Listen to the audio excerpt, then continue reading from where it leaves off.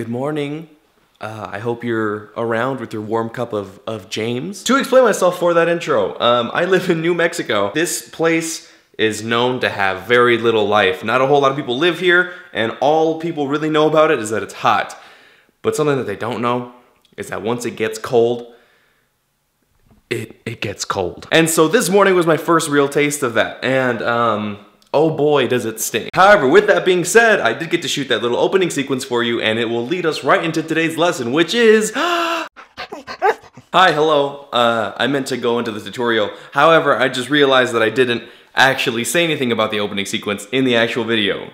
Darn it. So that whole thing was filmed with a 50mm lens, which is great.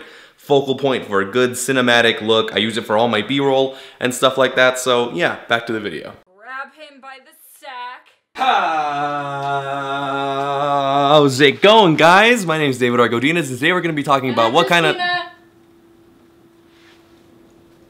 Hello. And today we're going to be talking about what kind of lens you should be using. Hi there, I'm David Argodinas, and I am a semi-professional photographer who has only been using the same two lenses since I have got my first camera back in 2014, before I even started taking pictures, back when I just wanted to make videos, basically. This video here was inspired by a tweet I just put out saying basically what I just said about how I started this whole journey through videos and photography and cinematography with the same two lenses since 2014. The reason I've had the same two lenses since I started photography was because I haven't really felt a need to upgrade. I mean, I've wanted to. I've definitely wanted to spend all kinds of money on a 24mm that has like a 1.4 aperture, or like a 50mm with a 1.2. It's all really, you know, what's the word I'm looking for, babe? Tempting to want to ball out on some gear and just get the best stuff possible so that you feel like your work can progress as much as it possibly can, but that's not really true. And so the purpose of this video today is to help you pick out a lens that is right for you and your style and whatever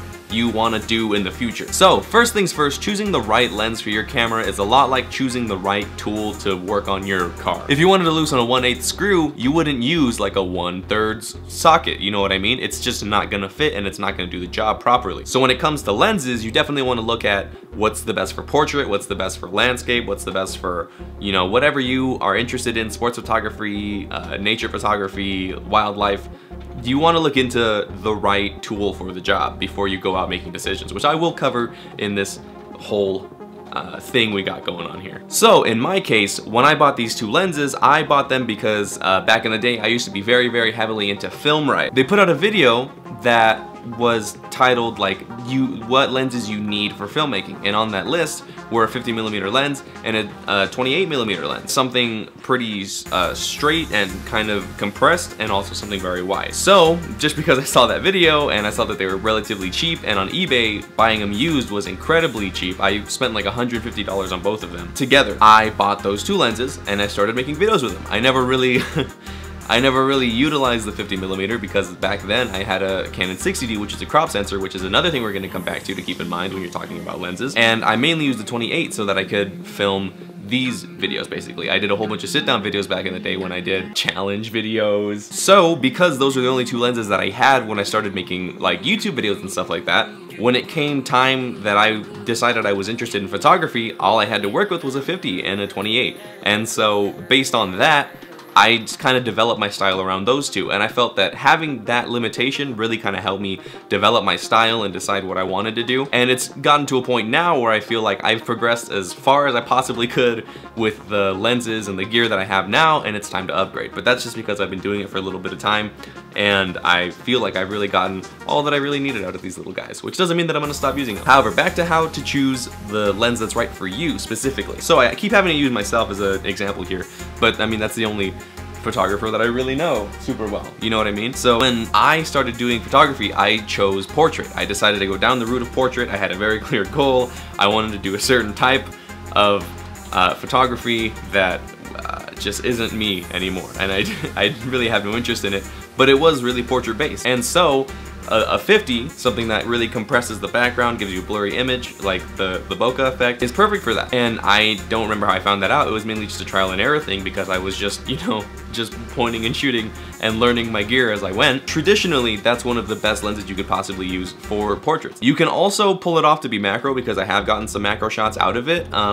They aren't the best. I definitely need something a little bit better that's more geared towards macro shots for product photography, but that's where cropping and crop sensors really come into play. So if you're using a full frame, you can go ahead and skip to whatever time marker I decide to put in the video below. But if you have a crop sensor camera, or if you're just interested in learning about why this matters, I started out with a 60D. And so my 50mm was actually more of like an 85mm lens. So it gave me even more compression on some of the images that I took back then. Basically, the camera would register it as an 85mm lens because the sensor itself was cropped, so it didn't let as much of the image show through. To get the exact conversion of what your lens would be if you have a crop sensor camera and like a 50mm lens or a 28 or something like that, you would divide the focal length by 1.6 for Canon cameras. For Nikon, I believe it's 1.5, and that will give you a more true size for your lens at that point. So keep that in mind as I continue to tell you guys about lenses. So keeping on the topic of portrait, some really good lenses for portraits are, you know, 50s, 85s, even if you want to go crazy with like a 200 focal length, anything that's going to give you a lot of good compression will definitely give you a great image for portraits, because you want to make the subject stand out, which is also good for product photography and the light. However, a lot of my favorite portraits were taken with this, what I'm filming on right now, which is a 28mm lens. And that's kind of where another rule of trying to, well, not a rule, an aspect of trying to choose a lens comes from. And that is the fact that you can always break the rules. That's kind of what I like to do. A lot of my like down facing, shooting up portrait shots that are some of my favorites were all taken with a 28mm lens. However, keep in mind that this will, since it is a wider lens, there's a chance for some sort of warping, not so much on this one unless you get it really close to the edges. Also, since it's not such a large focal length, it won't give you as much of the bokeh effect and that background blurriness that everybody loves. But a lot of these make for very, very fantastic images. Another thing to keep in mind if you're trying to do portraits with a lot of the wider angle lenses, like 14, 16, 18, 24, 28, something like that, and even with the larger ones, is that your subject will change throughout all of these focal lenses. It's insane. A lot of wedding photographers will use wider lenses in their shots because it tends to make the subjects look a little bit slimmer than they are. And if you shoot with like a really, like a 200 on a bride who maybe isn't super down with her weight, or if you just want to shoot a subject who you want to make look as good as possible, you probably don't want to shoot them with a large focal length because it tends to, I'll show you an example on the screen, it tends to like warp their face outward and make them look a little bit heavier than they actually are. Camera can add like 50 pounds. So for landscape, which is something that I'm trying to get into, you definitely want to use a lot wider lenses. I've definitely pulled off some really good, in my opinion, up to my standards, shots with the lenses that I'm given. A lot of my favored pictures that I've taken, like such as this one of Christina on a rock, was taken with a 50. This one right here was taken with a 28. This one right here was actually taken with a 50, and I think that it turned out really fantastic. However, I feel, and this is where the thing that I said earlier about progressing to a point where you need different gear in order to expand, I feel that I could be taking better landscape pictures if I had the ones that were made for the job. So you want to look at wider lenses for this. Anything from like a, if your style calls for a fisheye, use a fisheye. I'm not really a fisheye guy. Didn't mean to rhyme. Anywhere up from like a 14 to a 16 to a 24, you know, any of these focal lengths in between make for great, just absolutely stunning and fantastic landscape shots. You ever like be on your, you ever be on your, hell yeah. Have you ever been on your like Windows computer or even your Mac? I don't know if they have them because I'm a broke boy. Anything that like warrants a screensaver. Have you ever seen those like absolutely amazing, just fantastic images of these exotic places with like natural fog and brown rocks and water? A lot of those were taken with, it's not necessarily that they're wide, it's that they're very professional wide angle lenses that produce these just absolutely gorgeous images. So if your style, like me, I love to take images like that, calls for that, you would definitely want to invest in a lens that is for landscape. Another thing that I need to touch on very quickly is the difference between prime lenses and non. So the difference between a prime and a zoom lens is the fact that a prime is only one focal length. It doesn't zoom, it only focuses. A zoom lens can be very handy. I think I'm probably going to invest in a zoom lens because a lot of my photography is very light intensive and has a lot of natural light, and therefore I don't have to have a super wide aperture when I'm shooting. So for a zoom lens, say it's like a 16 to a 35, a really good street photography lens. What that'll do is you can switch from, there's usually 2 dials on a zoom lens, where it has the aperture, or 3 I should say, the aperture, the zoom, and the focus. And the zoom lets you decide your focal length. So if you want to shoot something super wide, you'd go with a 16. If you wanted something a little bit more narrow, you'd shoot with a 35, or however far it went up to. So for this reason, zoom lenses are fantastic for someone who's just starting out, or who knows, even someone who knows exactly what they want to do, and they need different tools for a job, and you don't want to bring 50 million lenses with you. If you know you're going to go out for a street session and you just want to take wide shots and you want to keep your 16 and your 35 all in one lens, and there you go. That's perfect. That's exactly what you need. And if you don't know what you want to shoot yet and you want to get something crazy that's like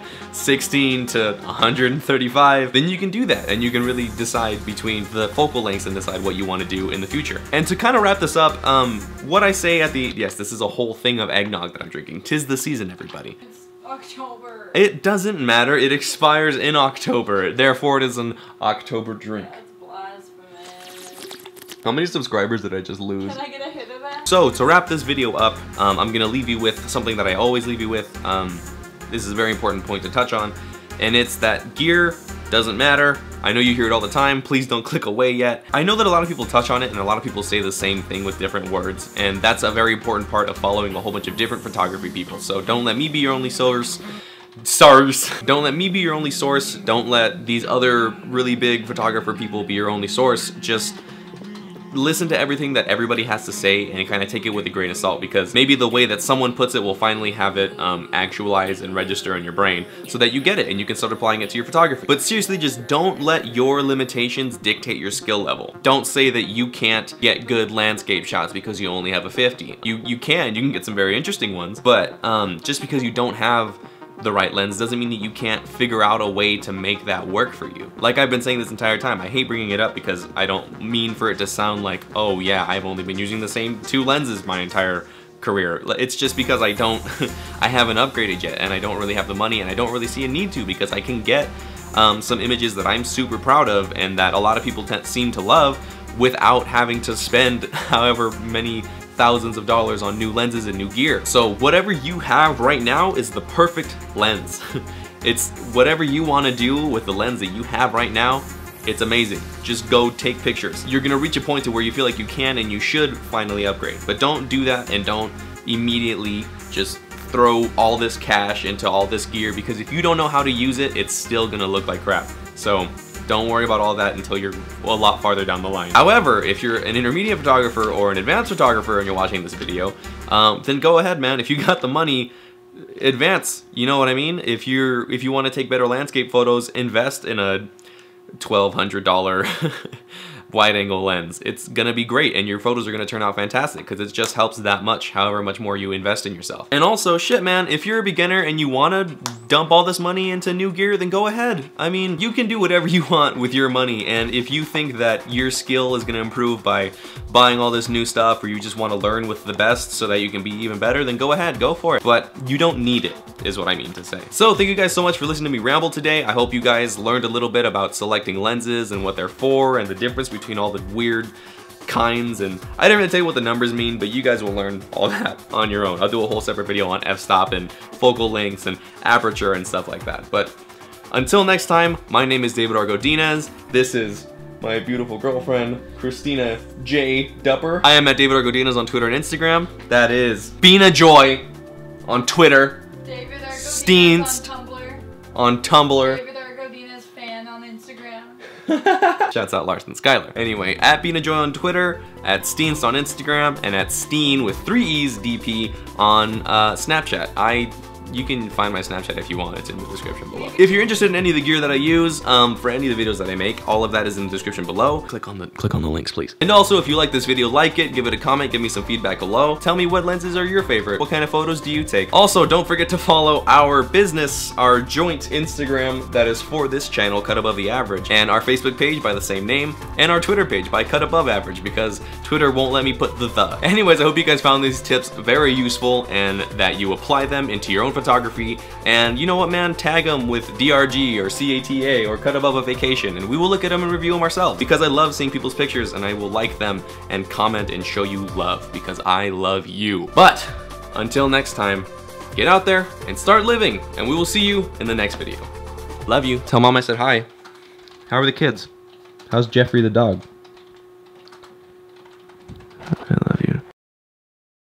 And then that's why I roll the intro that I don't have. What, can I make one for you? Yeah, sure.